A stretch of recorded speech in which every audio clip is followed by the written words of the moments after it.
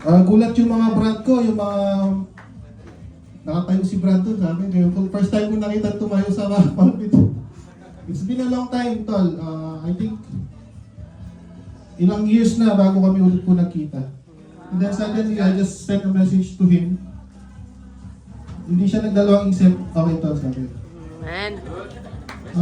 Same area po kami in Philippines, so meron po kaming brotherhood actually. I think it's okay to tell them. We have a group of brotherhoods. So we believe also in other things. I mean, sa human lang po, hindi naman po for religious or something. Ayun, manage lang po natin si Pastora. Palakpak po natin. Palakpak po natin. Tayo po muna tayo lahat. Let's stand up.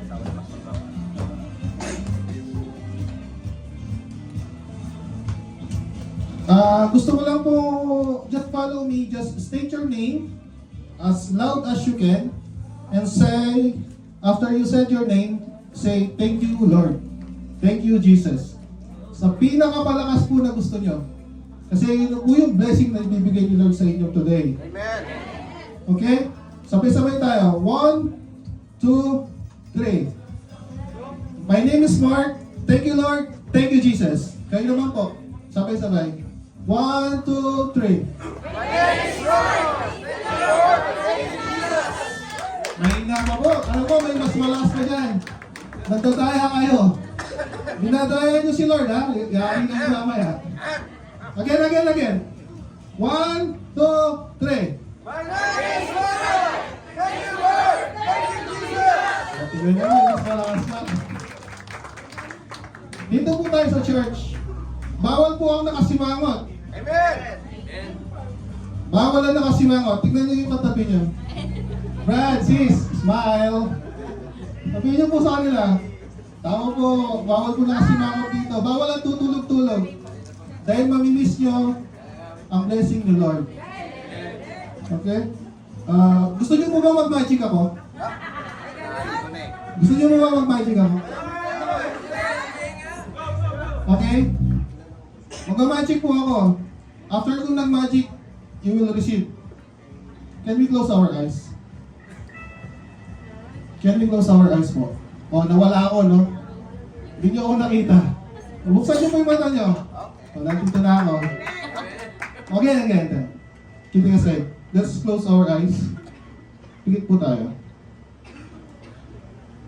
I want you to feel the presence of the Holy Spirit in this place. My batch Leviticus, help me to call the Holy Spirit in this place. Bless each and every one of us inside. We came here with a purpose. We leave everything outside. We came inside just to please and worship, praise and worship our Lord Jesus Christ. Keep your eyes closed, don't open it. Whatever circumstances, don't open your eyes. Please close it. Be faithful to our Lord God.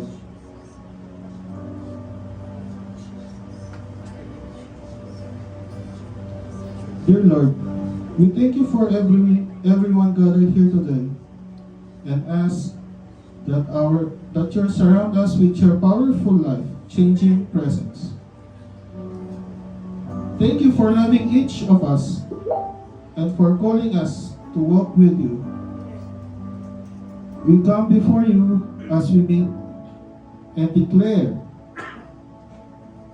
our dependence on you. Be a lamp unto the feet and a light unto our path. In Jesus' mighty name, we pray. Amen. Okay? Nakita niyo po yung magic? Someone touches your heart. So, magaling po ako magician, no? Again, welcome in Family Church of God International. We can sit now po. Just have seat. Relax lang po.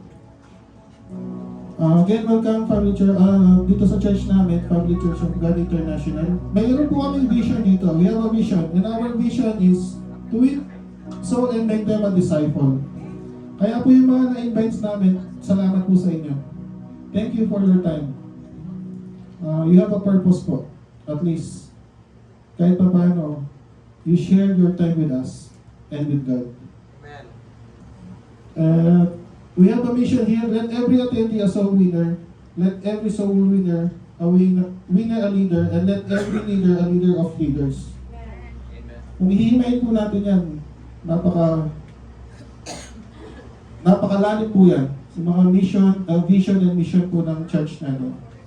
Hindi lang po sa church namin, even the other church. We have one vision and mission. And sabi nga po, we're not talking about the religion. We're talking here about our relationship with God. Sabi nga po ni Pastor Bob, isang takeaway ko po sa kanya, no one can save your soul or your spirit, only you. Yung katabi mo, yung partner mo, hindi ka niya matutulungan. Sarili mo lang. Kahit gaano itulong, kung hindi mo sinuko ang sarili mo kay Lord. Sorry. Habang meron pang time, i-grab na natin yung opportunity na yan. Amen po. I want to share a verse po. In Matthew 7,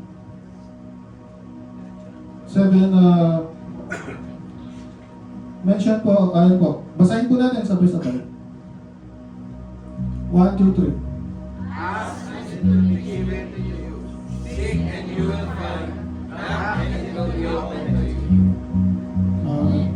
Clear po ba? Amen. Napaka-ito pero napaka-meaningful po. Kausapin mo lang siya, may sagot na darating sa'yo. Hanapin mo siya, makikita mo. Ano po? Kumatok ka, buksan at bubuksan ka. So what you will do, open your heart. You will find and you will see. And let God come enter to your heart. Amen po. Ngayon po, yung MC po natin ngayon, si yours truly po. Ako po yun, Mark Lisa. Praise and worship leader, si our very own Sarah G, Ate Mai. Ate Mai, dito po tayo. Para po makita. I-acknowledge lang po natin yung mga natin. Si Ate Mai po. Si Kuya Mark Upper. Po. Sa drums po natin, si Kuya AJ. Palakpak naman dyan! Si Kuya Archie in our rhythm. Guitarist. Lead guitar. Si Charmy in our bass. And our beautiful star on our piano. Kuya Edmar in our rhythm. Yeah. Guitarist din si Antonio. Guitarist din po natin si Kuya Benedict. Ayun, salamat po sa buhay nila. Ito po ang dedicated nila. Ay, salute them. Thank you guys. Tapos po, sa Word of God po natin, thank you po, Pastora. Si Pastora Grace Lagal po. Kasama po ni Pastor God. Sa tithes and offering po natin si Ate Olive. After po ng tithes and offering, may mga recognition din po tayo after yung graduation ng Batch Leviticus. Batch Leviticus, nasaan na? Sa kanan. Sa kanan. Ayun, acknowledge po natin, Pastor Bob. Welcome po. Announcement, si Pastor Beth. And then closing prayer po natin and benediction si Pastor Oscar. Before po ako magte-testimony, patapos na po tayo. Tapos na po pala ako. Sorry.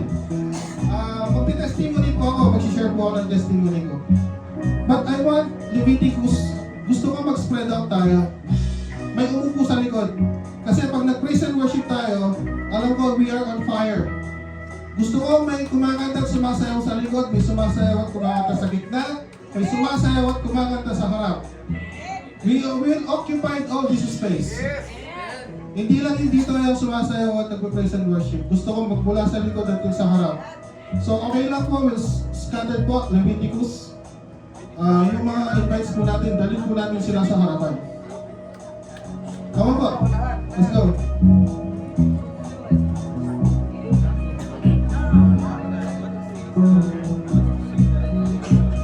Okay, I will go for my testimony po.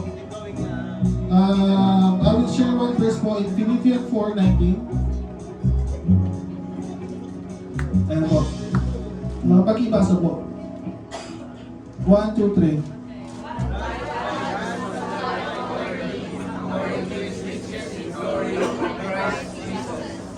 He shall supply all your needs. Sabi po niya, according to His riches in glory by Jesus Christ. Share the testimony. My father was diagnosed po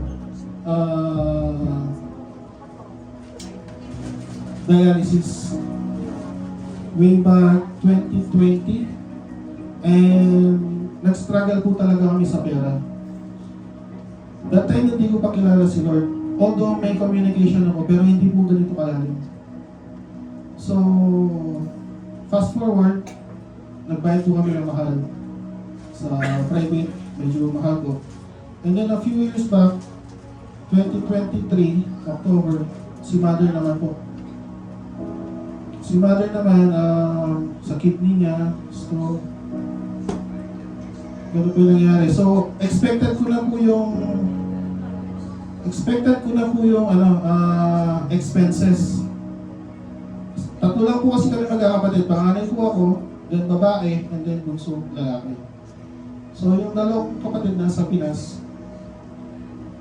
sabi nila sa akin, Kuya, si mama ganito. Okay. Iisa yun sa hospital. Paggamot. Ayaw ni mama magpagamot, iisip niya yung pera. Sabi ko, paano gagaling kung hindi magpapasyag ka? So, dinala po nila, actually, tinawagan ko si mama, video call, sabi ko, Ma, huwag na matigas ang ulo mo po. Punta na po kayo ng hospital, magpa-check up kayo, para malaman natin yung findings sa inyo. Then afterwards, the doctor told her na operation po. So, sige, operation. So, expected ko na naman po na medyo malaki yung bill namin.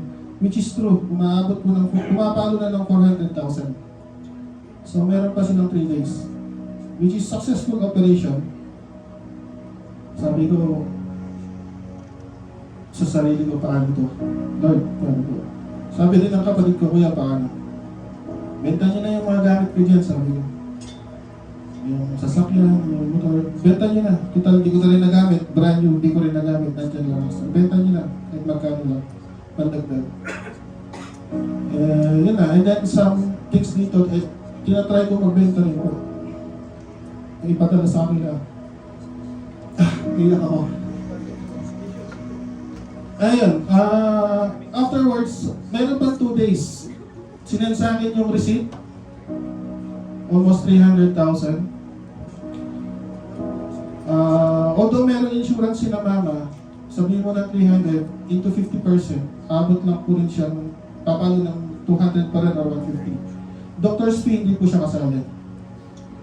So what I did, 2 days, mag-out na po sila. We need to gather money na po. And then, but I told to them, God will provide. God will provide, don't worry. Sinendan ko sila ng Bible verse tsaka yung mismong Bible application. Kasi ako yung first Christian po pala sa family. Sinendan ko yung family ko, yung father ko, yung mother ko, yung dalawang kapatid, ng Bible verse at yung Bible application. Sabi ko sa kanila, don't lose hope. God will provide. 2 days. Sabi ng kapatid ko, tawagan kita, Kuya. Sige, tawagan mo kung ano yung nangyari. 2 days pa tumawag. Ako tumawag on the third day. Kinumusta ko. Eh, nasa bahay na po pala sila. Nakalabas sila. Nagulat ako, bakit kayo nakalabas pa ako? Paano kayo nagbayad? Sabi ng kapatid ko, ang galing ni Lord, sabi niya. Kaya nagbayad lang kami 5,000. 5,000 lang. Sabi ko, see, ganyan ka-powerful si Lord. Magtiwala lang tayo, He will provide. Sabi ko sa kanila. Kaya ngayon po, continuous po, gumawa ako ng group, nakifit po ako sa kanila everyday ng mga verses. Ngayon po, patunay ko na buhay si Lord. Thank you. Si Kuya, isa pa, merong matinding testimony rin to, si Kuya Romeo. Palakpakan naman po, Kuya Romeo. Kala ko, okay na sa'yo. Tinawag ni Lord, wala talagang ligtas. Praise God. Yeah. Purihin po, Lord, no? Sa mga hindi po nakakaintindi ng Tagalog, sorry po I know how to speak English, but just only few minutes. After that, expired already. Yeah? Okay, so testimony ko lang po is about doon po sa previous na nangyari about the AGR. Okay, and I was always repeat that I was being a born again Christian since 2015. Okay, so kung bakit po kayo na-invite dito, yung mga kasama po na magka-test, na mag-graduates po, no? So kami po ay katatapos lang po ng aming AGR. Okay, na yan kina Pastor Bob po, and praise God, no? But at first I was so very refusal because I thought to myself I was a born again Christian since 2015, and I thought to myself, paulit-ulit lang naman eh. So sabi ko, wala namang magbabago, bakit kailangan ko ba, no? Pero ang Lord talaga, yung tigas ng ulo mo, i-break niya talaga yun eh, babaliin niya. No? Babaliin niya. Ako rin, sinabi ko na rin ito kanina, kami nagkaroon ng testimony na kami-kami lang, ano? But the first night that I came, actually late pa ako. Kakaya kay Lord, no? Grabe, no? Nintay pa ako ni Lord. Imagine, nung pumunta po ako doon, sabi ko sa sarili ko, hindi ko talaga kailangan to. Hindi ko kailangan. I don't need this because I'm already a Christian. The pride is still there. But I want to be, si Lord kasi hindi siya binabasta-basta lang. Tandaan niyo po yun, ha? Si Lord po hindi binabasta-basta yan. Okay? Kaya sabi ko, Lord, anong silbi ng pagiging Christian ko kung magiging matigas ako? So I pray to the Lord, I pray to the Holy Spirit. Sabi ko, Lord, please give me a heart of a submissive. Okay? Nandito na to, kailangan kong i-claim to. Alam ko, Lord, may gagawin ka maganda sa akin. Okay? And it was so very amazing. No? Among the EGR na inatinan ko, this is my 4th EGR happening in my life since 2015. I should say this is the best one. Really. You know why? Excuse me. You know why? I experienced already to receive the baptism of the Holy Spirit. That's why I was before. It was before, but I never ever experienced na atag na pastora ma-deliverance. Really. Kasi sabi ko, I thought to myself before, ayoko nang basta-basta was nilihas mo ko, yung tipong babagsak lang ako by feelings. That is not the Holy Spirit. The Holy Spirit flows into you, it will feel. The time you refuse, but you cannot refuse. The more na nagre-refuse ka, itutumba ka, ibabagsak ka, ilalagpag ka ng Holy Spirit. That's the Holy Spirit's move. So that time, sabi ko, parang hindi ako talaga, hindi mo ko kaya. Parang nakikipag-battle pa ako sana eh. Nakikipag-battle pa ako sa kalaban. Sabi ko, hindi mo ko kaya. The more ako nagre-refuse, the more akong pinapaya ng Lord. Ako yung kauna-una, hindi ako nagkakamali, ako yung kauna-una sumuka that time. Hindi ko siya in-insist, pero talagang humilab yung sikmura ko.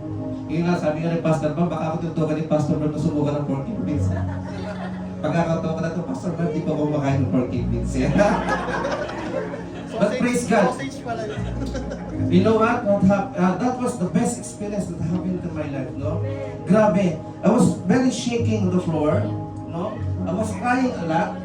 And I told to the Lord, sabi ko, Lord, release. Ilabas mo na po lahat. Hirap na po ako.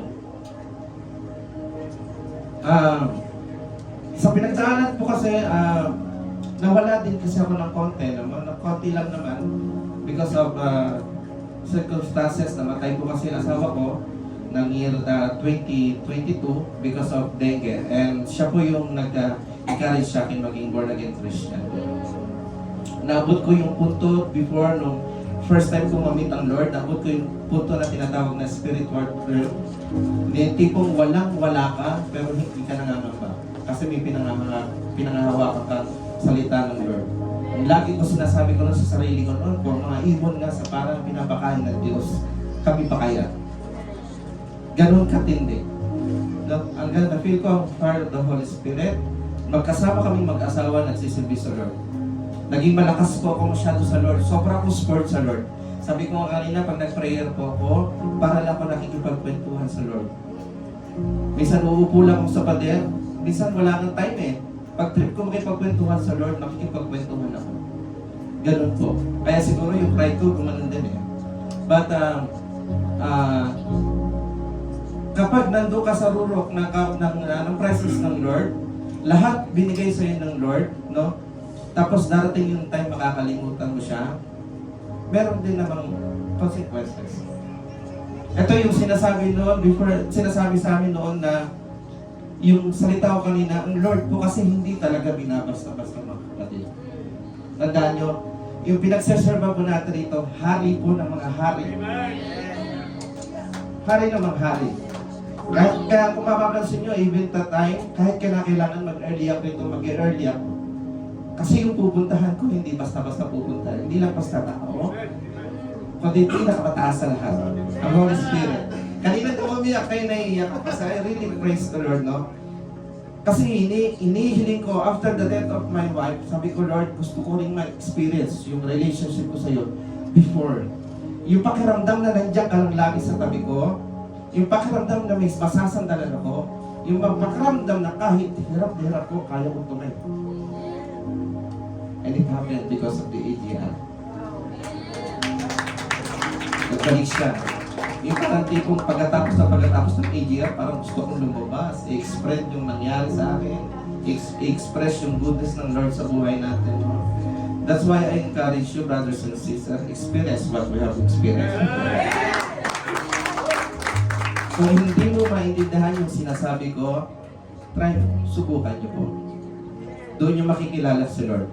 Kasi here in our churches, we do not expose about the group, about the churches.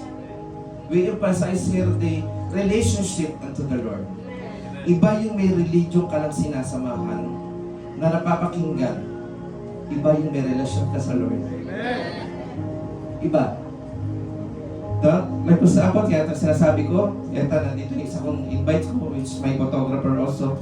Nakala ako photographer. Okay.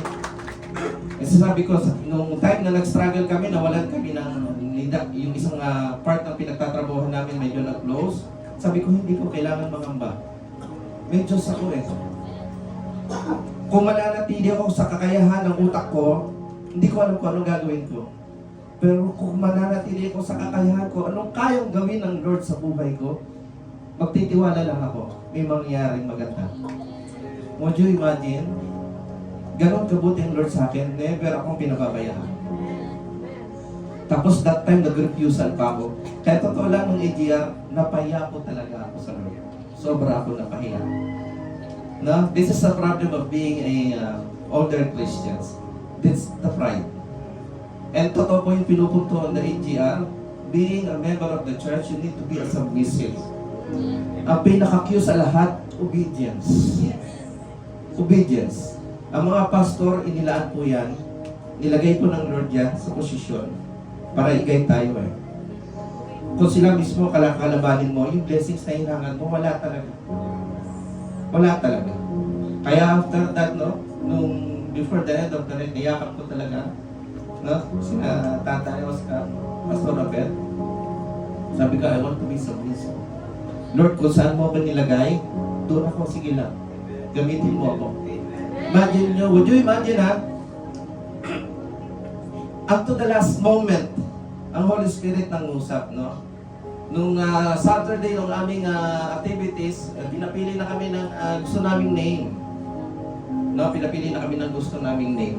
May iba akong name na pinili. Pero nung Sunday, nagpalit ako. Hindi naman totally palit. Sabi ko, Lord, hindi ko feel yung name na pinili ko nung first. Parang sinasabi na sa akin ng Lord, warrior ka naman, Nak kasi nakayanan mo No? Kung hindi nyo po nalalaman, nagtaka po akong magpakamatay nung namatay po ang asawa ko. Pero siyempre, dahil may anak ako, sabi ko, kailangan ko mabuhay para sa dalawang bata. Ayun. Tapos, may mangyari pang hindi maganda, napadpad pa ako dito. So, masakit din. Naiiwan pa yung mga anak ko ron. So, sabi ng Lord, you are warrior na. Hindi yan ang kailangan mong pangalan. So, sabi ko, sige Lord, give me a name with a task.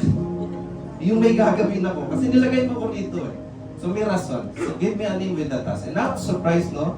Nagtatatawanan kami kanina kasi sabi ko, dadamputin na yun ng iba Dinampot ko talaga Sabi ko, katatapos ng year mo, nag-aaway ka na. Dinampot ko na. Padampot na siya doon, naunahan ko lang. And then, nung nagbilang si Pastor Bob, sabi niya, open natin at a count of 3. When I opened the name, I was so amazed talaga.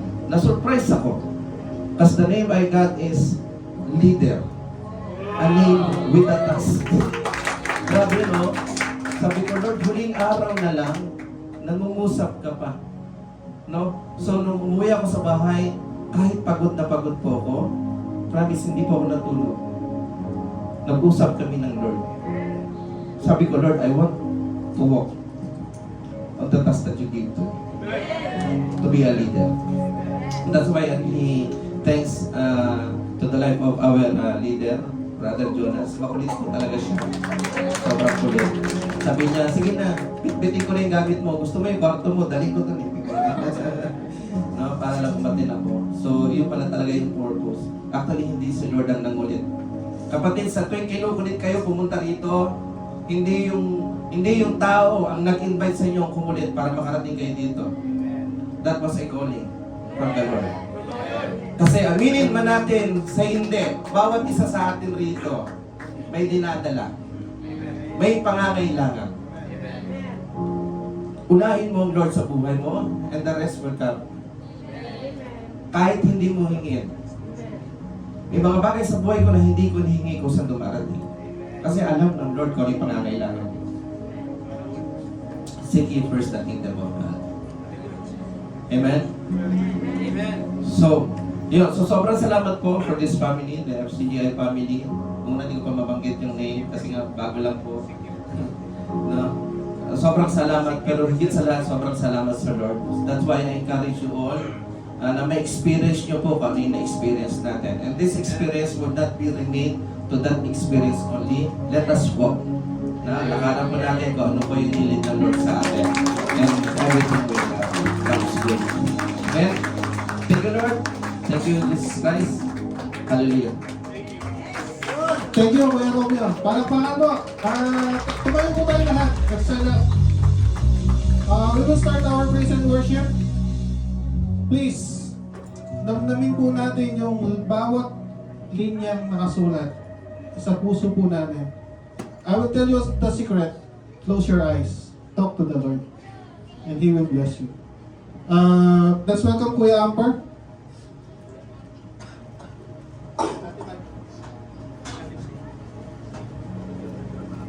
Amen. Hallelujah.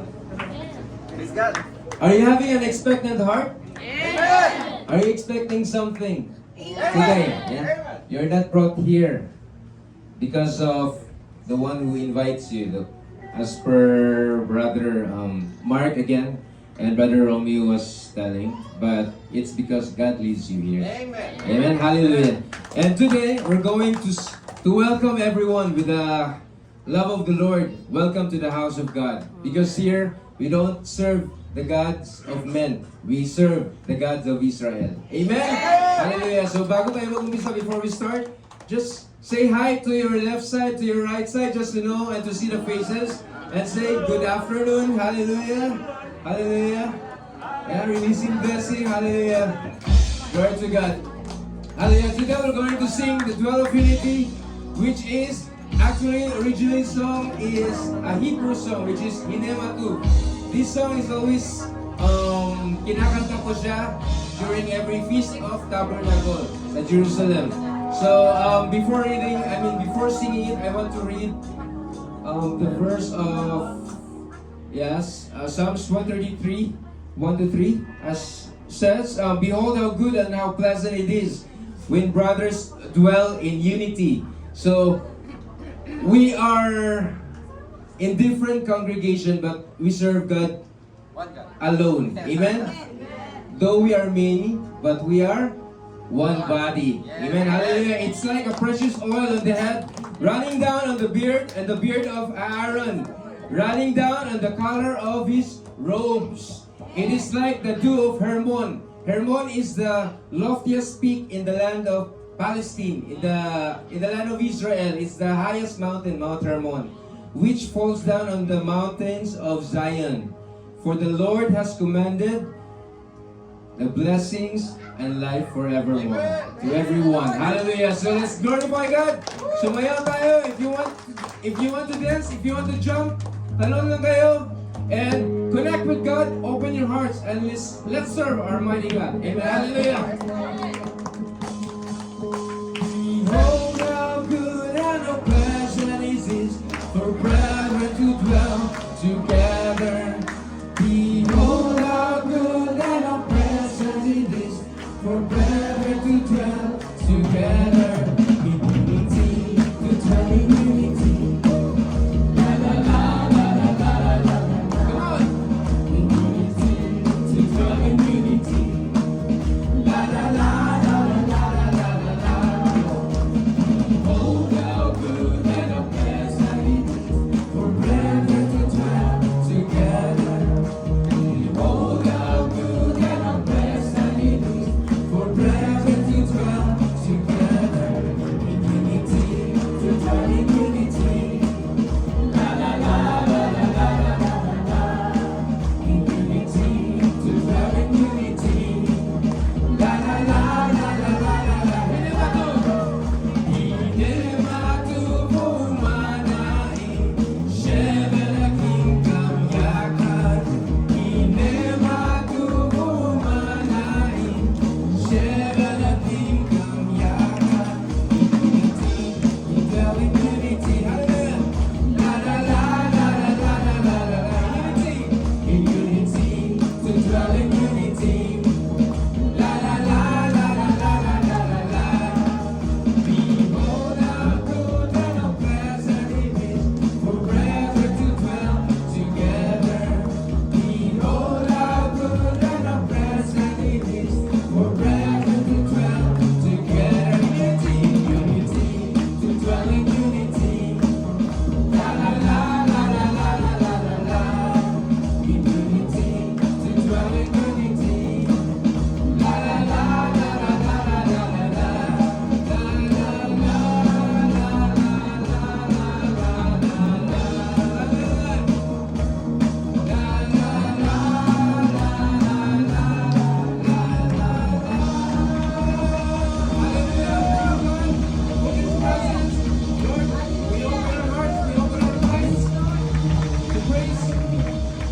Praise you, God, alone. Hallelujah. Amen.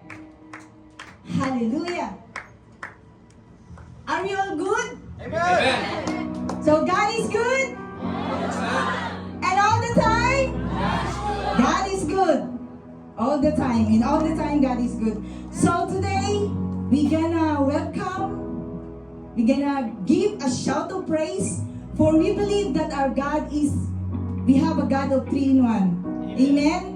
So, we have to shout of praise to the Lord, saying, Hallelujah, Father! Hallelujah, Jesus! Hallelujah, Holy Spirit! We welcome you today, God! Hallelujah!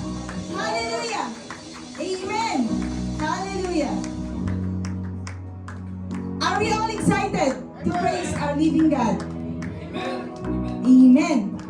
So today, we can have both physical and spiritual breathing that the Lord manifested on us. Amen. Because every praise belongs to God. And if you have breath, you have to praise the Lord. Amen. Amen. So we're gonna declare that our God is a creator. He is the creator of the heavens and the earth. Amen.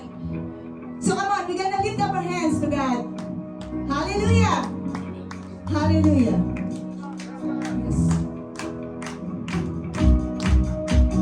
1, 2, 3, go. Yes, Lord.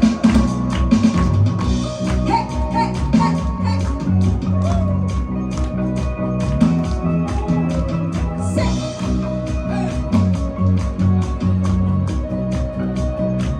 Sing greater. Greater of the universe. What can't you do?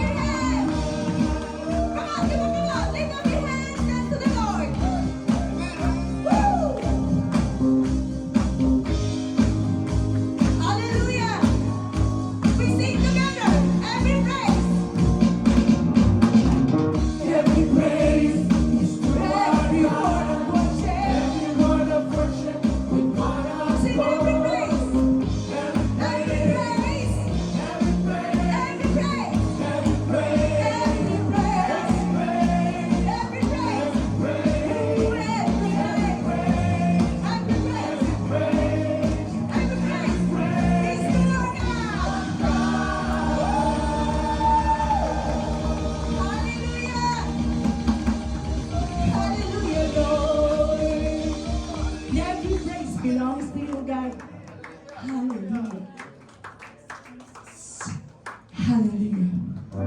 Praise your name, Lord. So may I request everyone to lift up your hands in front of you. You know what's the purpose of lifted hands? It's a sign of surrender to God. It is an act of humility, an act of adoration and praise. It can be visible expression of our dependence as a child of God who lifts up hands to our Father. What we do know is that the Bible affirms the lifting of hands in time of worship. Spread out our hands towards heaven. And it is said in the scripture that I will praise you as long as I live. And in your name I will lift up my hands. So today we're gonna call the name of the Lord with an open arms, lifting hands up. And as you utter a prayer, say, Lord, search my heart. Can you say, Lord, search my heart? That my heart posture may be pleasing to you. So is my worship. Just remind yourself that whatever you do, you're doing this for Him. You're doing this for God. Amen? So let's exalt Him together as we're gonna join today in worshiping our living God. Amen. Hallelujah. Imagine the cross that our Lord Jesus bore for the remission of our sin. That Jesus took the tree of death, so we're gonna have a tree of life. By His stripe we have been healed, and by His blood we have been washed away. Our sins are washed away.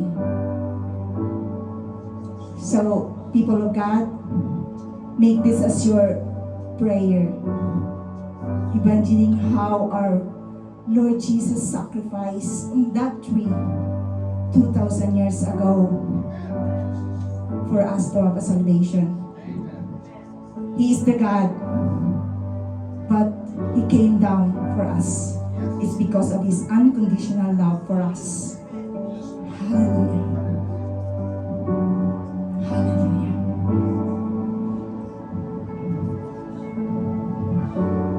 Oh Lord, you search me.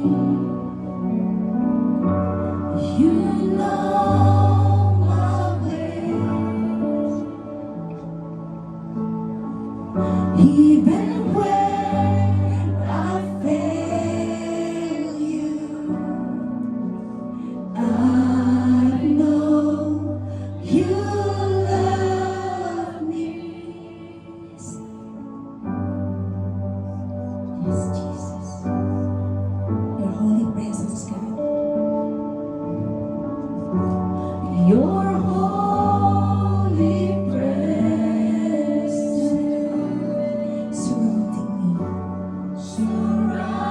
surrounding me.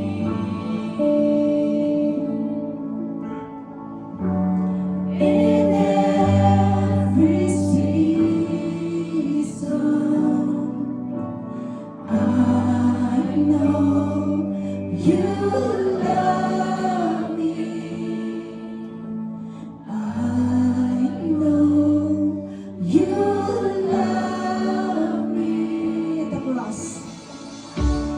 At the cross I bow my knee, where your blood was shed for me.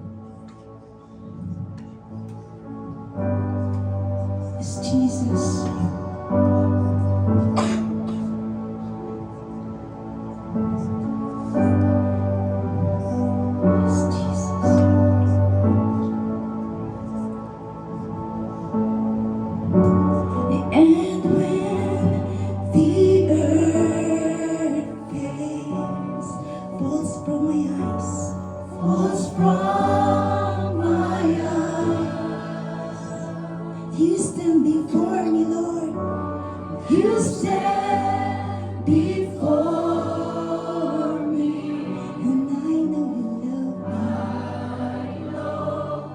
you love me. You love me.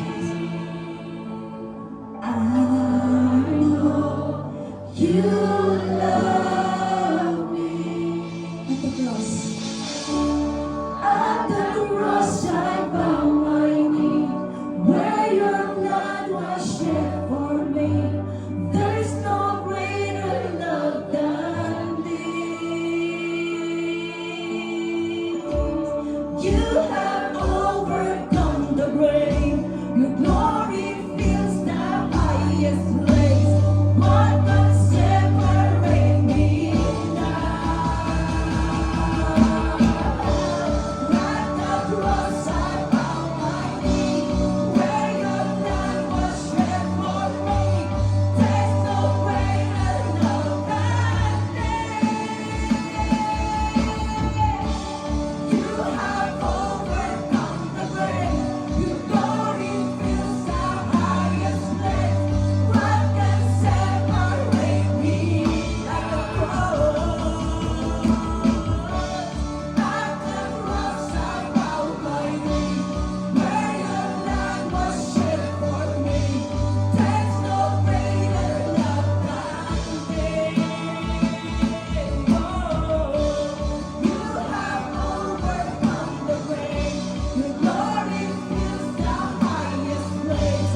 What can separate me now? You tore the veil. You made a way.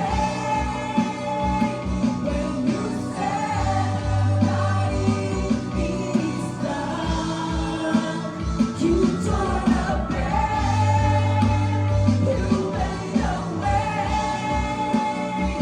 When you said that it is done, you tore the veil, Lord. You made a way now. When you said that you tore the veil, you made a way now.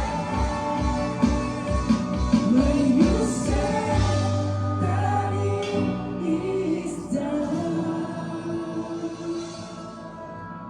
Jesus, you made a way, Lord. You made a way. Oh, yes, Jesus.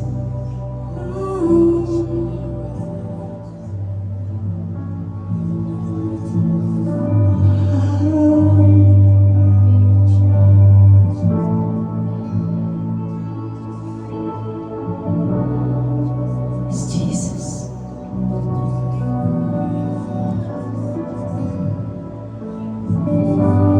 Hallelujah. You tore the veil, Lord. You made a way for us. Thank you, Father. Thank you, Jesus. Thank you, Lord. Thank you, Lord. Oh, yes, Jesus.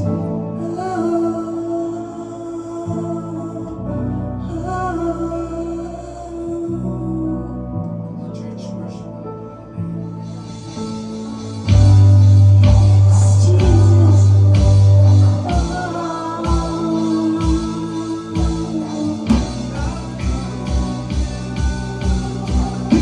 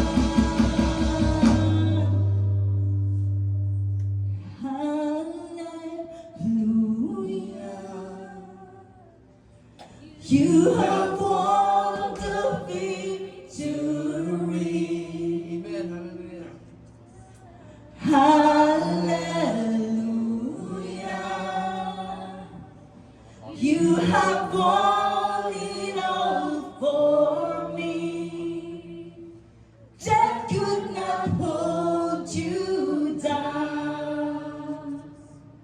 You are the risen King, seated in majesty. You are the risen King.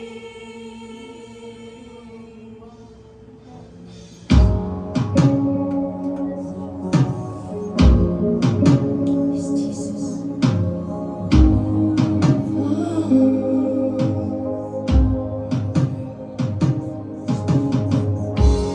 Jesus.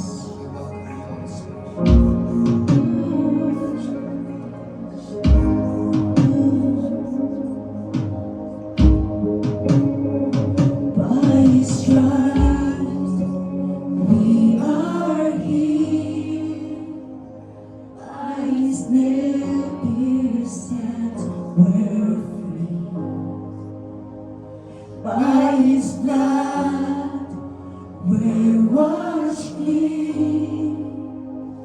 Now we have the victory. The power of sin is broken. Sin is broken. Jesus overcame it all.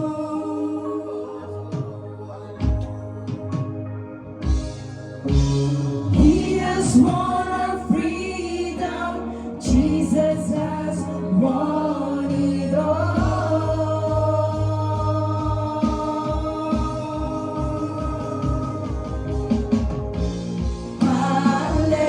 Hallelujah.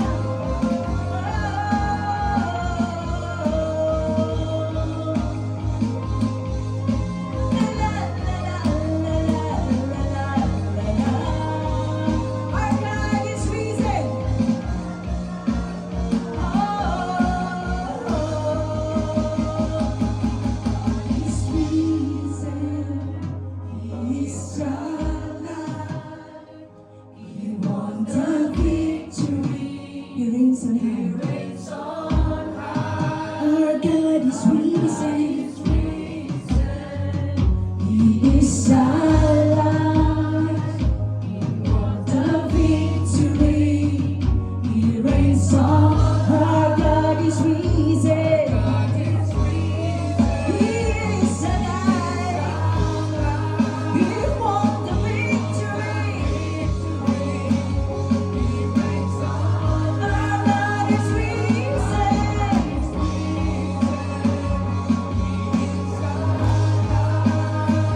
He won the victory. He reigns on high. Hallelujah. You have won the victory. Church, hallelujah. Shout it out. Hallelujah. You have won it all for me.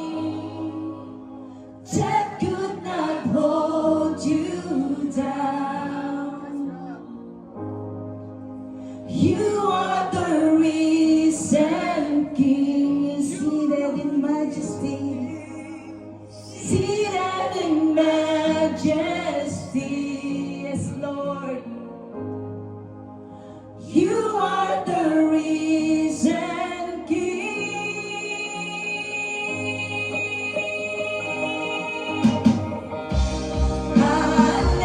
Hallelujah. You have won the victory. Yes, Lord. Hallelujah. You have won it all for me. Death could not hold you down. You are the risen King, yes, Lord. Seated in majesty, yes, Jesus. You are the risen.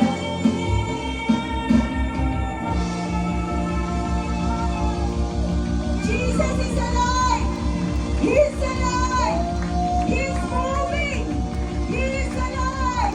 Jesus is alive. Hallelujah, Lord. Hallelujah. Oh, hallelujah, Jesus. Hallelujah. Lord, we give up all the glory, honor, praises, thanksgiving, and all adoration in your kingdom. In the mighty name